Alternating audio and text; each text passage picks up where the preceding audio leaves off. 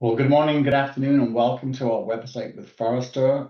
And we're going to be talking about all things digital asset management. So I'm Stephen Midgley, Chief Marketing Officer at Media Ballet, and with me today is Phyllis Davidson. Phyllis is a VP Principal Analyst with Forrester, where she advises clients on all aspects of content strategy and operations, including understanding and applying the latest technology innovations. As an experienced B2B Silicon Valley marketing executive, Phyllis has worked across multiple marketing disciplines in software companies such as Oracle, Anaplan, and Hyperion, leading industry marketing and building and executing global campaigns for brand building, demand gen, and customer programs. And also, it's kind of a small world in the tech space. So Phyllis and I crossed paths when she was at Hyperion and I was at Business Objects. So we have lots to talk Right. about. We have lots to talk about when it comes to things like big data and business intelligence. And when we were prepping for this webinar, we talked about how we talk about content silos and knowledge shadows, and so much of what we learned on our days at Hyperion and Business Objects apply to the DAM world and that sort of content silos and people working independent of each other. So Phyllis, great to connect with you again. How are you You doing? too. Good, good. Thank you. Yeah, the other thing I remember when we were having that conversation, Stephen, we were talking about how back in the day we thought business intelligence and then big data was absolutely the next big thing. And Yeah. we were joking that after that it was the Internet of Things. And both areas have been growing on their own, but sort of died down as the next big thing. And now, of course, we have AI. And I think we're Yeah. all sort of getting the sense it isn't going to die down. No, there's so many moving parts when it comes to AI and impact both on our professional lives and personal lives. So Yeah. yeah, certainly looking forward to our discussion today on sort of the ever-evolving role of digital asset management. And talk about AI. It's certainly being shaped by the rapid advancements in AI, the increasing content demands that we as marketers all face in a multitude of channels, and Yep. that need for seamless brand governance at scale. I would say, we talk about brand governance, brand management. I always look at brands as a house of cards. It takes a long time to build it, and it looks fantastic, but it just takes one person somewhere in the company to pull a card out, and the whole thing falls apart. So hopefully, So true. hopefully, in our discussion today, we're going to get into learning about how DAM is evolving and positively impacting organizations. And I was remembering when I was taking a look at these slides last night. So I like to think of what's happening in the market right now as a real metamorphosis. And DAM has traditionally been thought of as the system of record, the main repository, especially for rich media. Mhm. And I think the way things are moving is to DAM becoming much more a system of action. Stephen, you had a comment when I said that. You had another thought on what it's becoming a system of. Yeah, system of inspiration. Yes. And I think we'll talk about it a little bit, how, the DAM isn't just a marketing solution, it's a company-wide solution. And, we as marketers spend a lot of time and energy on building brand identity. And, DAMs can be that source or system of inspiration across the organization. Yeah, I really like that. It's a really exciting time in the DAM market. I've been pleased to actually come into it to officially cover it for Forrester in the last year, and it's been really exciting to watch the change. And I kind of categorize it in these three ways.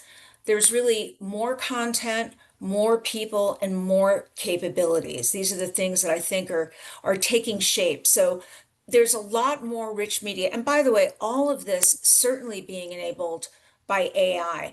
I like to not put too much emphasis on AI for AI. It's really about what AI enables. So much more diverse, rich media support, support for emerging business models. And one of the things I'm going to talk about is what's happening in commerce so that we can think about what's happening in commerce. in the context of DAM and what it means for all of us that are involved in the DAM business. There's access for many more content handlers and the ability to transform assets for many more content handlers. And I say handlers because regardless of who's created content, that might come out of a single department in an organization. There are so many people who need access to that rich media and increasingly need to transform it and to be able to transform it regardless of their role in a compliant way. So we'll talk more about that. Overall brand and compliance, one of the great things about AI is it will help us ensure both brand compliance and, of course, compliance with other regulatory. And the thing is, a lot of that can be built into the system.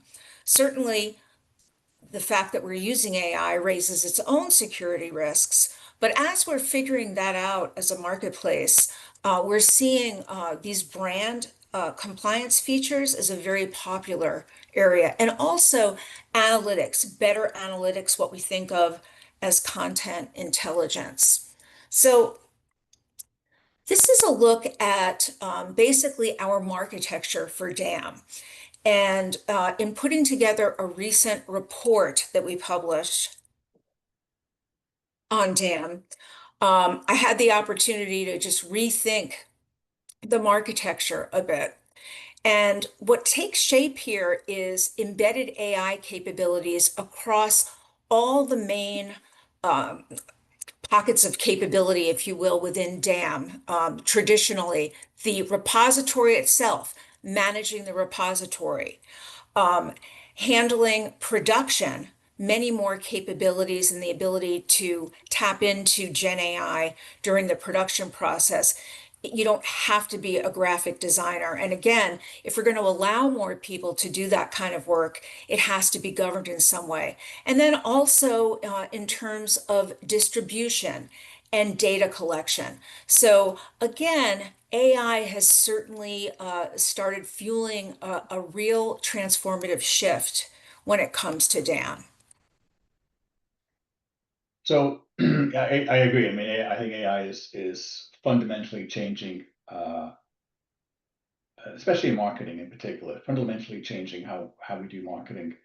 And you mentioned digital asset management evolving and sort of being redefined. And so as we look forward, the how we used DAM in the past is going to change. And so how do you see what kind of new capabilities are you seeing through this sort of DAM evolution?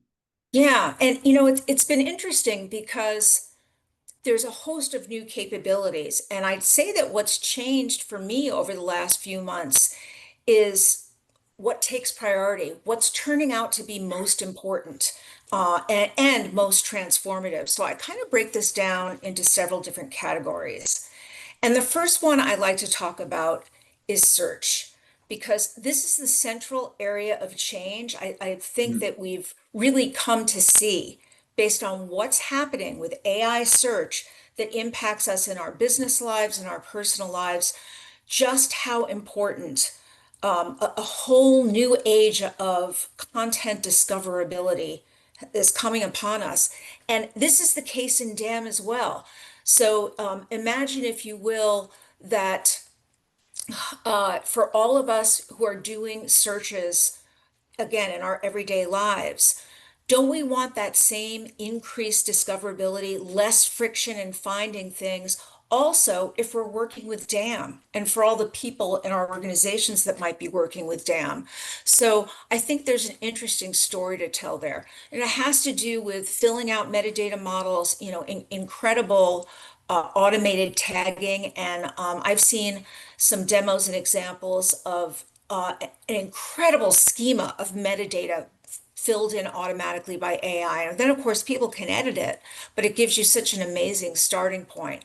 Different kinds of search. Natural language search is changing everything, right? Mm. As well as a more sophisticated search, and also federated search, which is interesting. So allowing querying across multiple repositories driven from the DAM. So again, the reason that discoverability within the dam is such a big deal is because of this profound change in the way we all look for stuff. And I've actually taken this slide from another presentation where the focus of the presentation is all about search, in fact.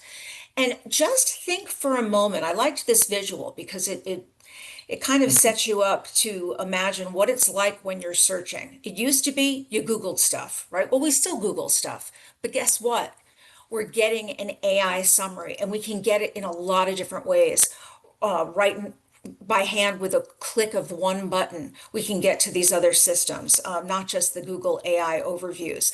And again, this is the behavior I think is also going to impact dam usage overall. If you imagine, I kind of think of we were talking a little while ago about my daughter who's 23, living in Canada. So as she enters the business world, let's hope she enters the business world, she's going to have no patience for search issues the way that we have over the years. So imagine all of the people coming of age who might be dam accessors in the future. Um, they're going to expect a very different experience. So I think that's important to think about. So Yeah, definitely. right? So Hmm. let's talk about some of the other ways that dam value is actually extended to way more people in the content ecosystem. And that's kind of what I'm showing here. Obviously, dam has been accessed by marketing folks, graphic designers, but we're talking about extending use to people on the edge, right? On the edge of the network. People like, this is my perfect example, field marketers who previously would have to make a request to the creative team to get an image changed so that they can promote a local event. And so they need a different background on an image. And that was not something they could do themselves. Well, now it is potentially. It's the same kind of thing for sales reps, Hmm. social media teams, even partners. LOBs doing their own thing. Certainly personalization at the edge. So, in fact, I think we're going to talk a little bit more about personalization in a minute, but everybody's working on personalization, whether that's at the, account level or industry level or indeed at the persona level. And what I think is happening is that the ability to personalize is working its way deeper into the tech stack via DAM and basically getting people to where they can transform stuff sooner than they would have. And also that reduces the load on creative teams, certainly eliminates turnaround time. It's going to create a lot more content, honestly. But that's okay because it's working on storing that content efficiently is another thing that the vendors are working on. Okay, so some other changes. Certainly support for emerging content types. And we're seeing a huge increase in what people can do with video and breaking video up into individual snippets. 3D images are becoming so much more important. And, it's interesting. As I started to look at what's going on in DAM, I noticed that in my own searches these days, if you search any retailer for clothing, you don't get just a flat image. You get someone turning around a full 3D view. Sometimes you get a video.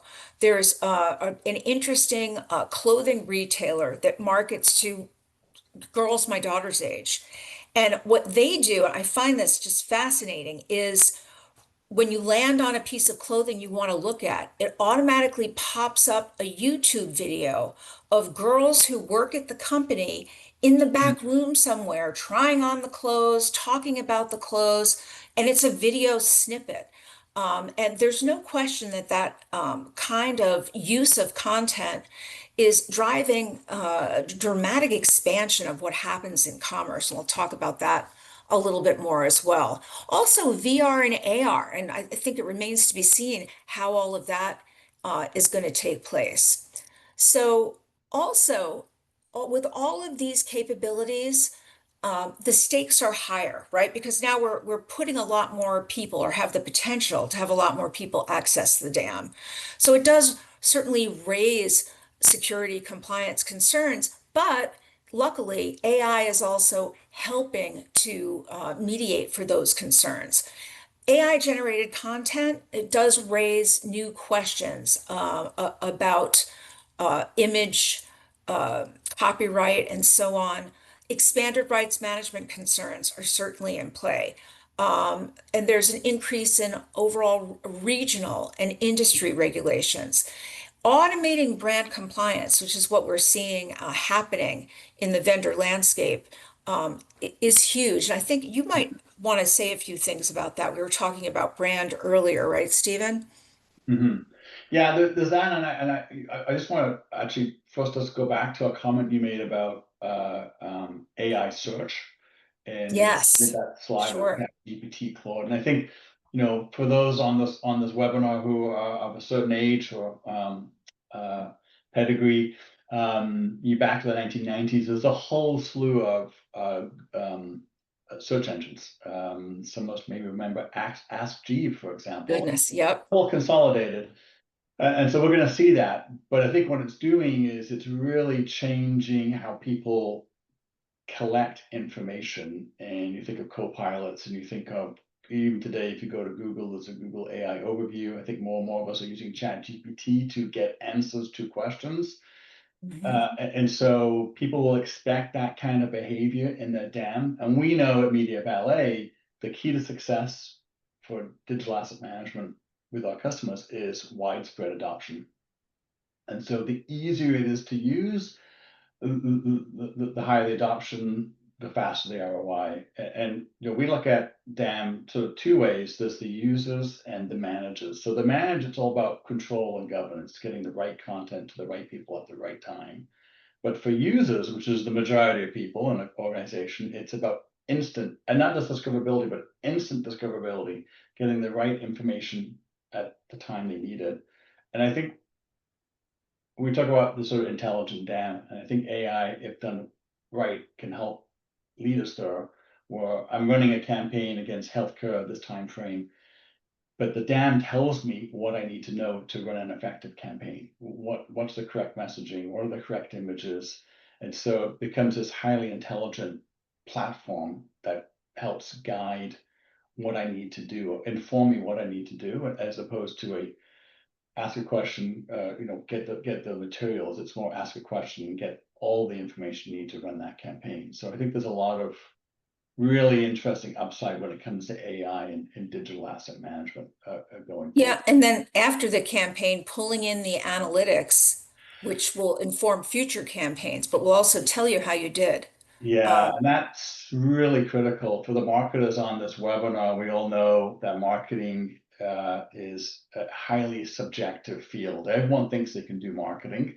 And so how you sort of deal with that is being objective. So taking the subjective, making it objective, and using data to really do that analysis. And I think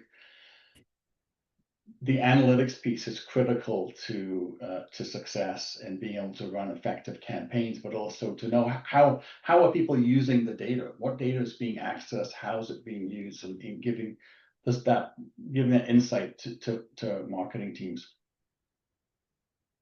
Yeah. The last point I was going to make here was just about sustainability.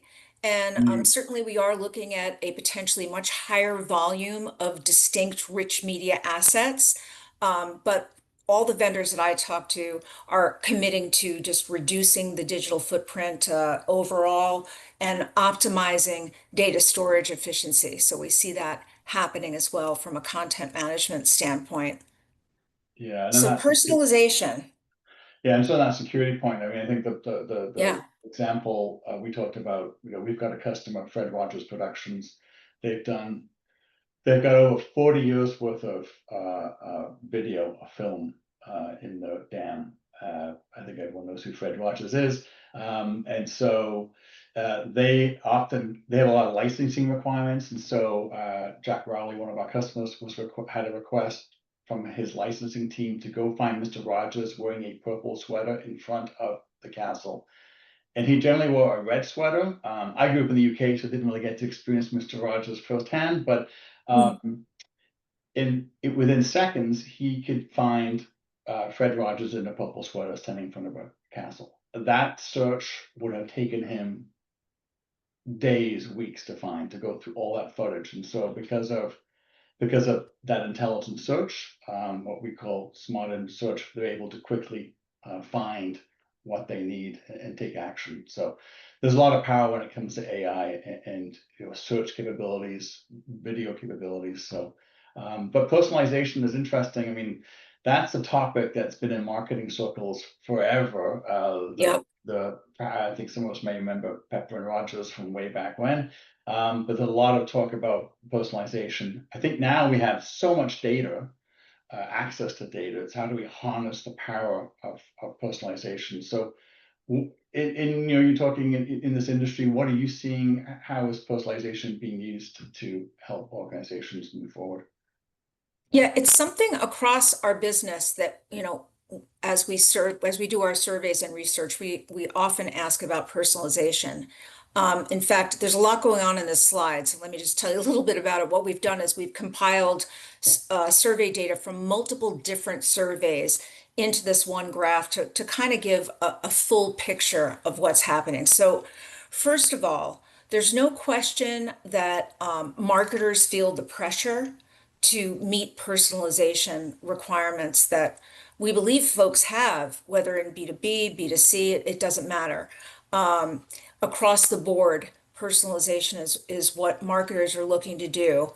Keep in mind too that, in terms of, well, how do we know folks need personalization? Sometimes they won't come out and say that, but here's what they will come out and say. Your content stinks. Content they get from vendors generally is not considered of high value at all. You can see that data point on the right. So even though we might find that when we ask people directly, do you want content personalized? There's always this fear of, well, wait a minute, if you personalize it, doesn't that mean you know too much about me? Mm. But getting to that right balance of, as you were saying before, Stephen, right content, right time, right audience, absolutely critical. AI is going to help us with that a lot to really get to just the right thing. And the other thing too is we find when asking AI decision makers, what about Gen AI enhanced experiences? What's the most important use case? Personalization is right up there as one of the most important use cases. This slide deals with B2B specifically. And again, like Stephen was saying, we've been talking about personalization for years. What this slide is showing you is that it's still darn hard to do, right? So what we have found, and we've been checking these numbers a number of years in a row, we don't see it change that much. In B2B, most organizations are using between 4 and 10 different technologies to achieve personalization, and they're still not particularly happy with what they're able to do. So again, with personalization capabilities made available in the DAM, more content handlers can personalize content earlier in that content life cycle, which I think over time will make an interesting difference. Next. Yeah, so I think there's some interesting points on personalization. And one thing, and COVID certainly accelerated, and that's 5 years ago now, seems like a long time, but Yeah, COVID really accelerated the adoption of commerce as a mainstream channel. And I like how we say commerce, not e-commerce, because I think the E is it's a dated. foregone conclusion. Yeah, and so how these technology changes and personalization trends, what are you seeing and how they're impacting commerce? So we've got a lot of analysts at Forrester that focus on commerce. It's such a huge area. There's so many related technologies that in one way or another support commerce transactions. One of my colleagues, I'm going to mention his name because this is really his research, and I find it fascinating, which is why I've kind of pulled it into this presentation. Chuck Cahoon, he actually covers several technologies and commerce. He recently wrote a report on the future of commerce. And that's what I'm going to share with you now. Again, I find it just really interesting research and ideas about the way commerce is changing. And again, thinking about it in terms of what does this mean for DAM? What are we going to be doing differently in DAM because of these changes? So first of all, consider that the online share of retail is at 23% and it's growing about twice as fast as retail in general. So we expect 29, almost 30% by 2029. Sometimes I'll tell you, if you talk to people. I have a neighbor who I asked about finding something in a particular grocery store in town, and she said, Phyllis, I haven't walked into a grocery store or any other kind of store since before COVID. And we went through a list of things that you would typically need to buy. I would say, what about shoes? What about produce? Whatever. Everything online. And so I think for many of us, it feels like an even higher number of our purchasing is online. Um, we talk about the fact that content is still king when it comes to commerce. I mean, let's face it is our rich media that shows what our products are, regardless of what it is. So, content is certainly still king, but the way that we're buying stuff has evolved. So, social media, advertising, and marketing campaigns across social channels is really changing the game. And the individual creators have an incredible amount of power. They're becoming stronger and much more targeted in their content generation. I have a little personal story on this. So, Stephen, you see my hair here is kind of curly. So Yeah. here's my own my social commerce story. Um, I rarely go onto Facebook. I don't like to get pulled into that deep, dark hole, but I happen to be on it. And for some reason, I kept getting video pop-ups about these particular curly hair products. Now, Mhm. how it is the algorithm knew that I struggled with keeping my curls, I don't know. But I kept getting repeated videos, and they were of content creators literally showing how they use these three products. Well, lo and Mhm. behold, with zero friction, I could purchase those products. I'm sure I was going somewhere else, but it felt like I was staying in Facebook. And, the products were priced right. So I would say previously I've probably spent more money on products directly from a hairdresser, but here I am, zero friction in Facebook. I'm seeing people use the products, and I've seen enough of the videos that it seems real. One click, and I've purchased all three products, and it shows up at my house like, 36 hours later. It's crazy. That's kind of my personal story. And I think that, gosh, when I think about younger people and the frequency with which this kind of purchasing must happen, it really is a changing world. So we think of this as distributed commerce. So consumers discovering Mhm. and purchasing products based on third-party algorithms. There's more to this story too, but certainly we can look at this visual of how commerce is in fact distributed in all of these different ways you see at the top of this graph above distributed commerce strategy. There's a really interesting thing happening though. It's a paradox, right? So businesses have to increase and change the way that they provide content at scale for all of these different use cases that are outside of their control. The best way they can control, if they can control, is by making sure there's enough of the right content out there, brand compliant content, that people using it will use the right thing.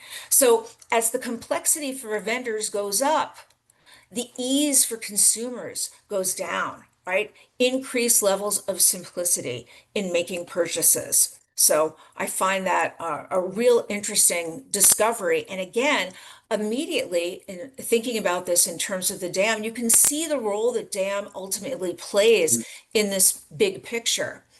So in addition to being distributed, we think of this as dynamic commerce. We'll talk about that in a minute. So another data point for you, 57% much more likely to purchase a product when the data, the image, the video, the reviews, everything is localized to their geography and is available without authentication on a mobile device. And by the way, my whole experience in Facebook, totally mobile. No computers involved. Well, other than the one we keep in our pocket, right? Mhm. So again, far less friction than ever before. And this notion of dynamic commerce, where businesses are using Gen AI and also real-time data to adapt commerce experiences to each consumer interaction. I mean, we're just starting to see some of this happening, but this is another way that we personalize experiences in real time. It's kind of like, as Chuck likes to put it, this is the head for the headless movement. You have to go to where your customers are. Instead of investing millions in getting them to your brand, invest your money, your time, your resources in getting the tools needed to those third parties that are really going to sell for you, right?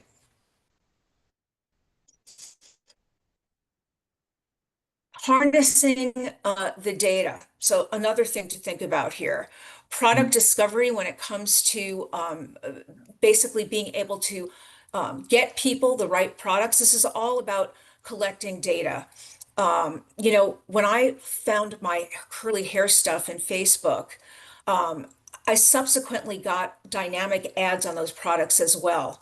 And there's something to be said for upsell and cross-sell here. So once you've purchased a product and a brand is starting to know you, even if it's through third parties, you're going to get more personalized content associated with that brand, right? Mhm. Chuck talks about shoppable media that's winning the attention race through really dynamic interactions. All of this so important for younger consumers. And basically, Gen AI is helping support this movement with synthetic data that's setting the stage for further real data collection and understanding how to target and retarget audience members in ways that we really didn't even conceive of just a few years ago.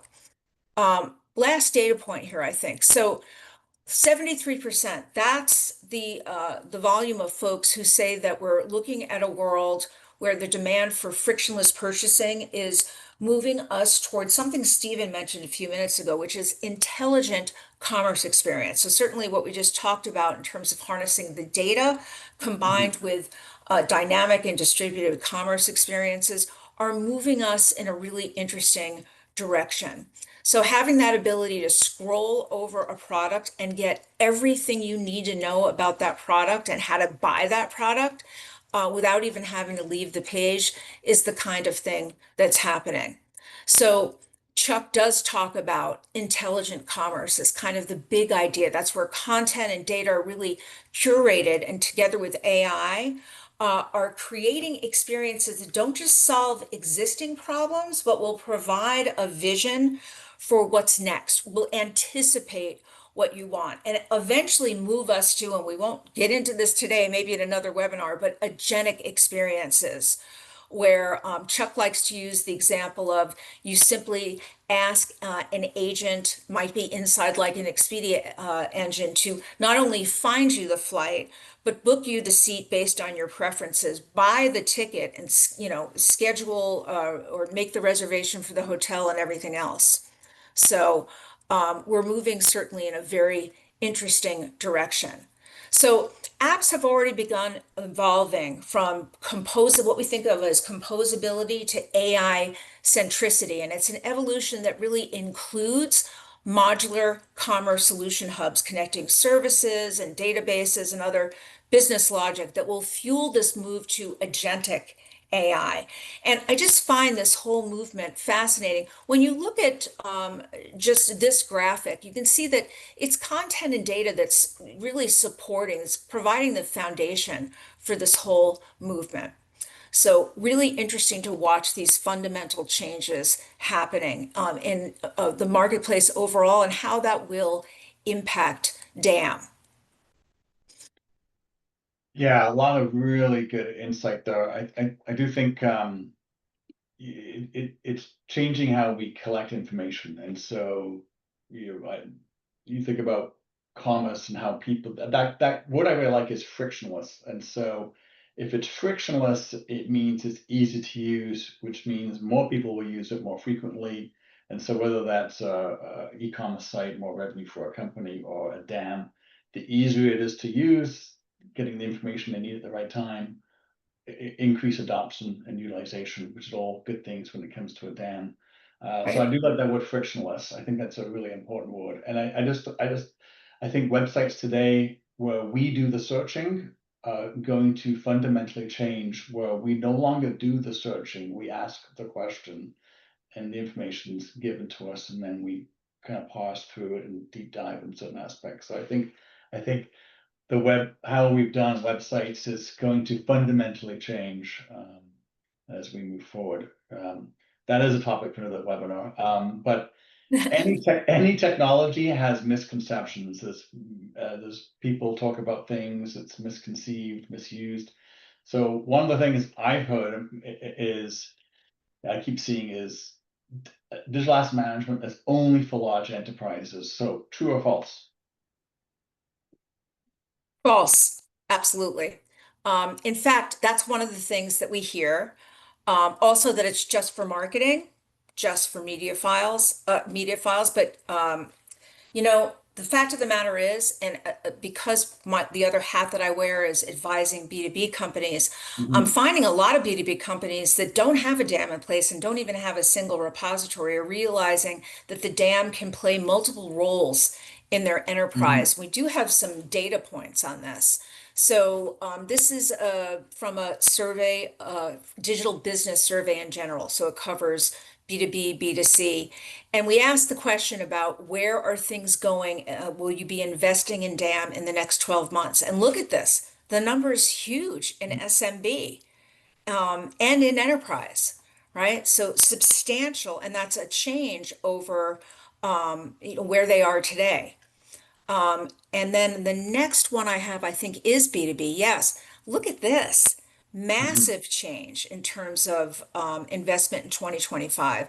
77% in the part of the enterprise, 68 a small medium business.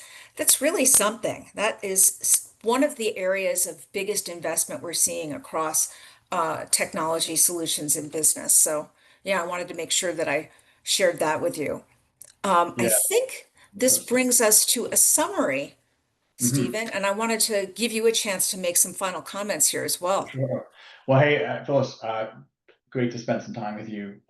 Certainly Yeah, absolutely. enjoyed prepping this and talking about DAM. I think there's so much that is changing in this space. We do view digital asset management as this foundational hub for the content ecosystem, and there's lots of pieces. And I think the big challenge for marketers, and certainly in my time in marketing, the biggest change is just the volume of MarTech, the volume of solutions. And I think it's really important when looking at your tech strategy that you look at how solutions fit together. And so when we talk about DAM, it's foundational, but it's part of a broader ecosystem, a content ecosystem. And so having these different point solutions that don't connect, all that does is going back to a business intelligence day, it just creates these knowledge shadows or data silos that people are making erroneous decisions on. I do think AI is going to fundamentally change how DAM is utilized. It's interesting you talk about frictionless. One of the things that we see successful DAM implementations are ones that are used by the entire organization, not just by marketing. And there's a term that we've been bouncing around with a couple of other people around. We think about SAP, where I spent some time in my career. I know you were at Oracle. Our paths have been parallel. SAP, ERP, enterprise resource planning. Well, DAM is really part of that digital resource planning. And I think, we've got some great customers, as I mentioned, Fred Rogers, their entire organization uses the DAM. And so DAM Wow. is not just a marketing solution. It is an enterprise or company-wide solution. And we certainly see the greater the adoption, the more the utilization, the more successful DAM is for a company. And it'll be interesting with personalization. You shared quite a bit on that and how that evolves. And do we get to a point? You talk about your her example. Do we get to a point with a DAM where it's customized to the individual person, the individual Mhm. user? So it knows that Steve eventually has done these past searches, and so when I go into the DAM, it is basically it accommodates my past search history and feeds me the information I need to know. And I think there's a lot of Mhm. potential in that space where the dam becomes a dam of one as opposed to a dam for the many. And at the end of the day, it really comes down to content is king. But it's, as I mentioned earlier, there's the two views of the dam. One is the manager whose focus is control, oversight, governance, all the good work that marketing does doesn't get lost or misused or misrepresented. And then the user who needs to be able to access the right content at the right time. And so that's the balancing act. And I think the DAM plays an important role in both control and governance, but also that distribution of content. So I mean, it's an exciting place to be. There's a lot of really cool It things is. happening in DAM space, being driven by macro factors, being driven by AI. And as people become more comfortable with AI as a search tool, they're going to expect that same kind of behavior through their DAM. Exactly.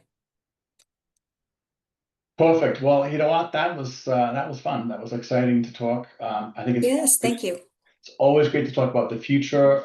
So often in our jobs we get stuck in the here and now, and getting stuff done this week, but I think it's important that we take time to think about the future and plan accordingly. So, Phyllis, I want to thank you for sharing your knowledge and experience with us. And yeah, Absolutely. I look forward to a future session with you. Thank you so much. Thanks, everybody. All right, Phyllis, take care. Thank you, everyone.